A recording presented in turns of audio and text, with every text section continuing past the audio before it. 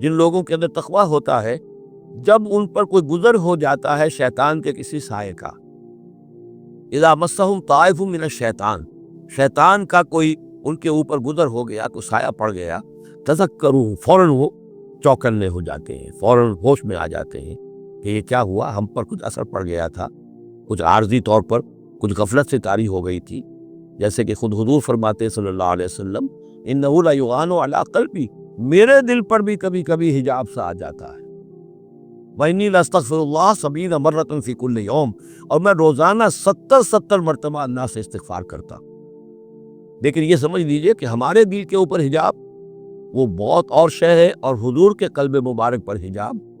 آپ کے قلب مبارک کا حجاب جو ہے وہ ہماری 100 حضوریوں، لاکھوں حضوریوں سے بڑھ کر جو ہے وہ حضوری کے درجے میں ہوگا۔ لیکن جو انٹینسٹی ہے،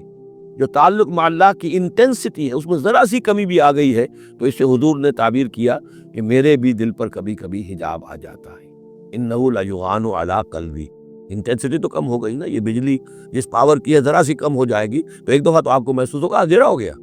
حالانکہ بجلی ہے، روشنی ہے، اندھیرا نہیں ہوا ہے، لیکن اس کی پاور کم ہوئی ہے۔ تو فرمایا کہ انہ لیغان علی قلبی وانی لاستغفر اللہ 70 مرۃ فی کل یوم،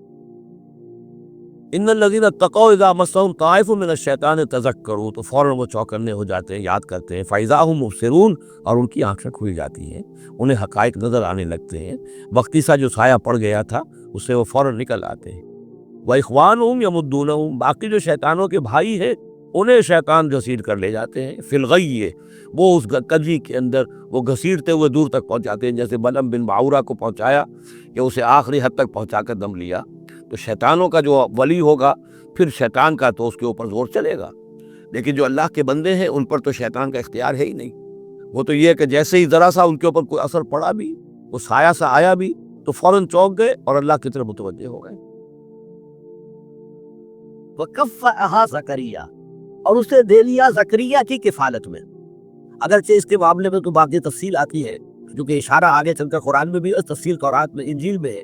کہ ان کے لیے جب یہ طے ہو گیا کہ ہاں ٹھیک ہے یہ بچی جو ہے حنا کی بیٹی کو ہم قبول کرتے ہیں اس معبد اور ہیکل کے خادموں کی حیثیت سے، حالانکہ ہمارے یہاں رواج نہیں تھا، ہم کسی لڑکی کو نہیں قبول کرتے تھے، لیکن اس کو قبول کرتے ہیں۔ وہ حضرت حنا کا بھی چونکہ کوئی بہت ان کے ہاں ایک پایا ہوگا، مقام ہوگا کہ ان کی نیکی، ان کی راست بازی کا اور ان کے زہد اور تقویٰ کا، کہ ان کے لیے استثناء کر رہے ہیں، ہم نے قبول کر لیا۔ اب سوال پیدا ہوا یہ بچی کس کی کفالت میں رہے؟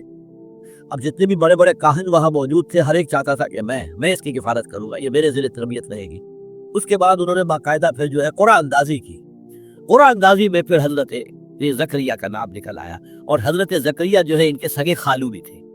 حنا کی بہن ان کے گھر میں تھی، تو حضرت زکریا کو اللہ تعالیٰ نے، اللہ فرمانے ہم نے اسے افالت میں دے دیا زکریا کے، یعنی وہ تفصیل یہاں بیان نہیں کی گئی کہ کس طریقے سے ہوا ہے، وہ چونکہ قرآن اندازی کے ذریعے سے ہوا ہے، قرآن کے فیصلہ بار اللہ تعالیٰ کرتا ہے جس کے نام پر قرآن نکلا۔ وَكَفَّلَهَا زَكَرِيَّا، اب یہ کہ اس لمبی داستان کو مختصر کرتے ہوئے بات ہو رہی ہے، اب گویا کہ حضرت مریم بڑی ہو گئی ہے، سمجھدار ہو گئی ہے، ان میں شعور پیدا ہو چکا ہے، جوان ہے۔ لما دخل علیہا زکریا البحراب، حضرت زکریا نے ان کے لیے ایک علیحدہ بحراب کہتے ہیں حجرے کو، جیسے کہ بعد آپ نے دیکھا مسجد یہ جو ہے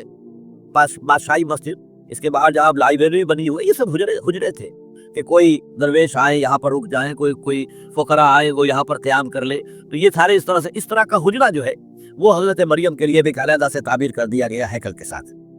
اور اس حجرے کے اندر جب بھی حضرت زکریا جاتے تھے، کلما دخل علیہ زکریا البحراب وجد عندہا رزقا، وہ دیکھتے تھے کہ مریم کے پاس تو بہت عمدہ کھانے موجود ہیں اور بے موسم کے پھل موجود ہیں۔ اس میں رزق کی دو طرح کی گئی وضاحت ہے، ایک رزق سے مراد ہے علم، ذہانت، فطانت، حکمت، معرفت کے موتی، یہ ہے معنوی رزق، اس کو بھی اللہ تعالیٰ نے رزق ہی قرار دیا ہے۔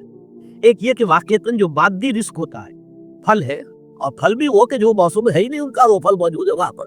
تو دونوں کا امکان موجود ہے، اس لیے کہ یہ ایک معجزے کی شکل میں بھی ہو سکتی ہے کہ اللہ تعالیٰ بہترین جو ہے پھل ان کو وہاں پر فراہم کرتے ہو،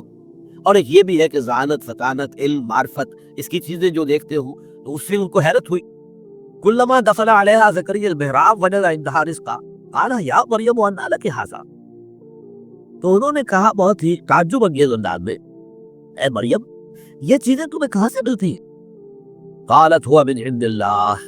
حضرت مریم نے جواب دیا یہ سب اللہ کی طرف سے، ان اللہ یرزق من یشاء بغیر حساب، یقیناً اللہ تعالیٰ دیتا ہے جس کو چاہتا ہے بغیر حساب، جتنی چاہے دولت دے دے، جتنی چاہے ذہانت اور فطانت دے دے،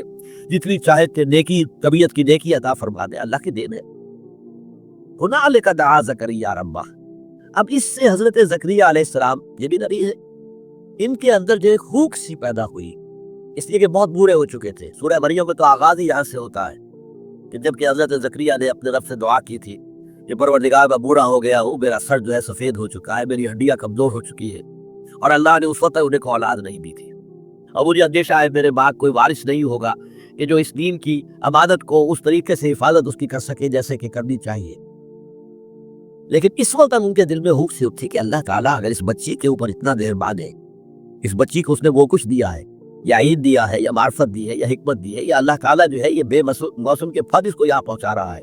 تو اس کی اگر قدرت جو ہے مجھ پر بھی ہے کچھ مہربانی ہو کر دے اللہ تعالیٰ، تو کیا بعید ہے کہ مجھے بیٹا عطا فرما دے اس بڑھاپے کی عمر میں بھی۔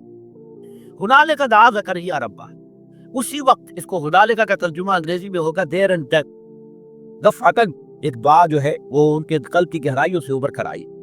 اپنے رب کو انہوں نے پکارا، قال رب ہب لی من لدنک ذریۃ طیبہ، پروردگار مجھے بھی خاص اپنے خزانہ فضل سے، خزانہ فیض سے بڑی اچھی نیک صالح اولاد عطا فرما دے، انک سمیع الدعاء، یقیناً تو تمام دعاؤں کا سننے والا ہے۔ فنادت الملائکۃ وهو قائم یصلی فی المحراب، اب یہ محراب ہے خاص حضرت زکریا کی، اور پکارا انہیں حضرت زکریا کو فرشتوں نے، وهو قائم یصلی فی المحراب، جبکہ وہ نماز میں کھڑے ہوئے تھے اس اپنے محراب میں، اپنے حجرے میں، ان اللہ یبشرک بیحییٰ مصدقا بکلمۃ من اللہ، اللہ تمہیں بشارت دیتا ہے یحییٰ کی، یعنی یہ بیٹا تمہارا ہوگا جس کا نام یحییٰ ہوگا، اور وہ تصدیق کرے گا اللہ کے کلمے کی۔ اللہ کے کلمے سے مراد حضرت مسیح علیہ السلام ہے، اس لیے کہ حضرت مسیح علیہ السلام کے وجود میں آنے میں جو باپ کا حصہ ہے وہ اللہ تعالیٰ کے کلمہ کن نے ادا کیا ہے، جیسے کہ کلمہ کن سے ہر شے عدم سے وجود میں آ جاتی ہے، انما امرہ اذا اراد شیئا ان یقول له کن فیکون۔ تو یہ جو انسانی ولادت ہے، ظاہر بات ہے کہ اس میں ایک ماں کا حصہ ایک باپ کا حصہ ہے،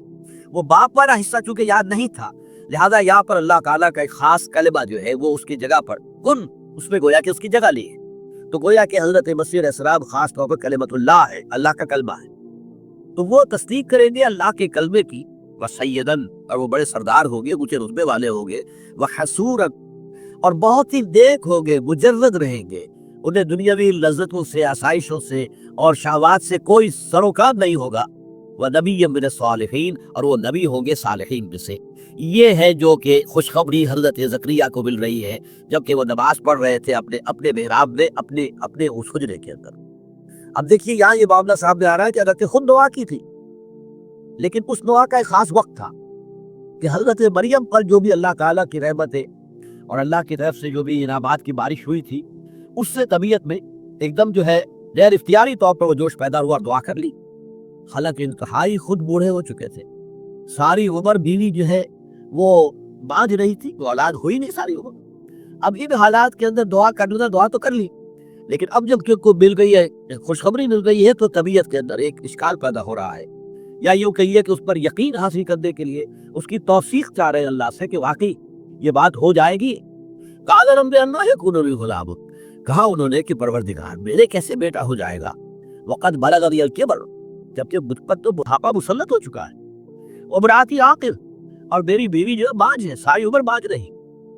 قال کذالک اللہ یفعل ما یشاء، تو فرشتوں نے جواب دیا کہ اسی طرح ہوگا، اللہ تعالیٰ کرتا ہے جو چاہتا ہے،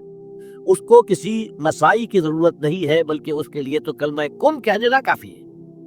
قال رب انا یکون لی غلام وقد بلغنی الکبر وامراتی عاقر، حضرت زکریا نے عرض کیا پروردگار میرے ہاں کیسے بیٹا ہو جائے گا جبکہ مجھ پر بڑھاپا مسلط ہو چکا ہے اور میری بیوی بانجھ ہے، تمام عمر بانجھ رہی ہے۔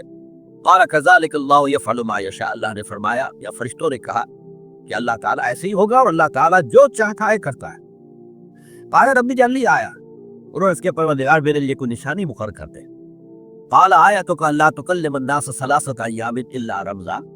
فرمایا کہ تمہارے لیے یہ نشانی ہے کہ تم 3 دن تک متواتر لوگوں سے گفتگو نہیں کر سکو گے مگر صرف اشاروں کے ساتھ، یعنی قوت گویائی ان کی سلب ہو گئی۔ اور اس کے بارے میں روایت میں تفصیل یہ آتی ہے تورات کے اندر کہ جب حمل ٹھہرا ہے حضرت حنہ کی ہمشیرہ جو ہے، یعنی حضرت زکریا کی اہلیہ اور حضرت یحییٰ کی والدہ کو. تو اسی وقت اچانک ان کی جو وہ گویائی تھی سلب ہوئی، گفتگو کرنا ممکن نہیں رہا، اور اس کے بعد وہ صرف جیسے کہ گونگے لوگ ہوتے اشاروں سے کچھ اپنی بات پہنچاتے ہیں، بس 3 دن تک متواتر ان کی یہ کیفیت رہی. وَاذْكُرْ رَبَّكَ كَثِيرًا، اور اب اللہ کا ذکر کرو زیادہ کثرت کے ساتھ. وَسَبِّحْ بِالْعَشِيِّ وَالْإِبْكَارِ، اور تسبیح کرو اپنے رب کی صبح بھی اور شام کو بھی. تسبیح و تحمید کے اندر لگے رہو، اور یہی در حقیقت